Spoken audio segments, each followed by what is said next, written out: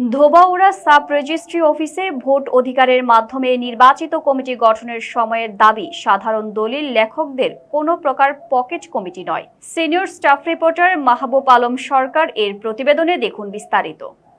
ময়মনসিংহের ধোবাউড়া উপজেলা sub registry অফিসে কোনো পকেট কমিটি নয়। ভোট অধিকারের মাধ্যমে নির্বাচিত কমিটি গঠনের দাবি সাধারণ দলিল লেখকদের। সাধারণ দলিল লেখকদের দ্বারা নির্বাচিত কমিটি গঠনের দাবি বাংলাদেশের বিভিন্ন অঞ্চলের দলিল লেখক সমিতিতে একটি চলমান বিষয়। স্থানীয় ও জাতীয় পর্যায়ে ভোটের মাধ্যমে কমিটি গঠনের বেশ কিছু সাম্প্রতিক উদাহরণ পাওয়া গেছে, যেখানে পকেট কমিটির পরিবর্তে গণতান্ত্রিক প্রক্রিয়ায় নেতৃত্ব নির্বাচনের উপর জোর দেওয়া হয়েছে। ধোবাউড়া সাব রেজিস্ট্রি অফিসের দলিল লেখকরা বলেন যে রাষ্ট্রের গণতান্ত্রিক প্রক্রিয়ায় অংশগ্রহণ, নিজেদের প্রতিনিধি নির্বাচন এবং ভোটাধিকার পুনঃপ্রতিষ্ঠানের উপর গভীর আস্থা রাখেন।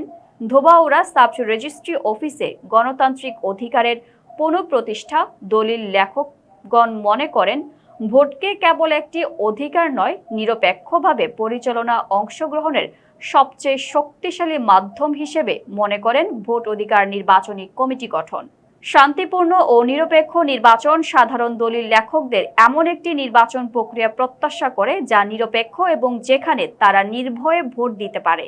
নেতৃত্ব নির্বাচন দলিল লেখক ভোটের মাধ্যমে এমন নেতৃত্ব বেছে নিতে চান যারা সাধারণ দলিল লেখকদের সময়োপযোগী ন্যায্য দাবি, সুষম বন্টন নিশ্চিত এবং মৌলিক সমস্যাগুলোতে নজর দেওয়া। সাধারণ দলিল লেখক ভোটের মাধ্যমে একটি সুষ্ঠু নিরপেক্ষ অংশগ্রহণমূলক নির্বাচন চায়, যেখানে তাদের মতামতের সরাসরি প্রতিফলন ঘটে এবং যা দলিল লেখকদের কল্যাণে কাজ করবে। আচ্ছা, আপনি হালুয়াঘাট কত সনে দলিল লেখক হিসেবে ছিলেন? 78 সাল থেকে ঢুকছি সরাই হালুয়াঘাট। আর ধুবরা 84-তে আমাদের ধুবরা সাব রেজিস্ট্রি অফিসে অভিন্ন একজন দলিল লেখক। আচ্ছা, আমাদের যে ধুবরা এই যে কিছুদিন পর পর নির্বাচন বা বিভিন্ন পকেট কমিটির মাধ্যমে একটা দলিল লেখক সমিতি হয়, এখানে আপনি একজন আমরা নির্বাচন চাই, নির্বাচন হলেই ভালো হয়। মানে আপনারা নির্বাচনের মাধ্যমে যে কেউ হয়ে আসুক, যে হোক, নির্বাচনের মধ্যে আমরা সুস্থ সুন্দর একটা কমিটি আশা করতেছেন ধুবরা সাব রেজিস্ট্রি অফিসে, তাই তো? হ্যাঁ,